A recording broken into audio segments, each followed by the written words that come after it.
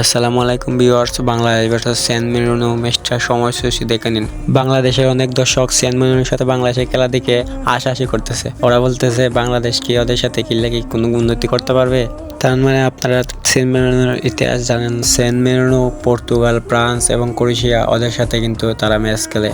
তাদের সাথে কিন্তু আড্ডাড্ডি ম্যাচ হয় সেন্ট মেরিনোর, সেটা বুঝতে হবে। তারা কিন্তু ইউরোপিয়ান টিম। তো বাংলাদেশের ফ্যানদের জন্য একটি কথাই বলবো, তারা র্যাঙ্কিংয়ে পিছিয়ে আছে, কারণ ইউরোপিয়ান টিমের সাথে তারা খেলে। পর্তুগাল, ফ্রান্সের সাথে গেলে ওদের সাথে জিততে পারে না, দেখি তারা র্যাঙ্কিং উন্নতি করতে পারে না। আর বাংলাদেশ এশিয়ার মধ্যে ছোট ছোট টিমের সাথে জিতে তারা অনেক উন্নতি করতে পারতেছে। তারা কিন্তু উন্নতি করবার সুযোগ পাইতেছে না সেন্ট মেরিনো। তো দর্শকের কাছে একটি কথা, আপনারা ভেবে দেখেন তো, বাংলাদেশ যে টিমের সাথে গেলে, এই টিমের সাথে সেন্ট মেরিনো গেলে কিন্তু দিনে তাদের র্যাঙ্কিং অনেক উন্নতি হলো না। সেন্ট মেরিনো র্যাঙ্কিং 111তম, বাংলাদেশের 182। এটা কিন্তু বেশি ডিফারেন্স না। অনেকেই বলতেছেন তাদের র্যাঙ্কিং দেখে তো বাংলাদেশ ম্যাচটি রাখতে আসলো। তো আপনারা একটা জিনিস বুঝেন, সেন্ট মেরিনো ফ্রান্স এবং ক্রোয়েশিয়ার মতন টিমের সাথে যখন খেলতে পারে, তো বাংলাদেশকে হারানো দেখে কোনো ব্যাপার নেই। সেন্ট মেরিনো বাংলাদেশ টিমের সাথে কোনো সময় খেললো না, কারণ একমাত্র এখন আমজাদ চৌধুরী আসতে দিকে বাংলাদেশের টিমের মধ্যে, তার কারণে তারা সেন্ট মেরিনো বাংলাদেশের সাথে খেলতে রাজি হয়েছে।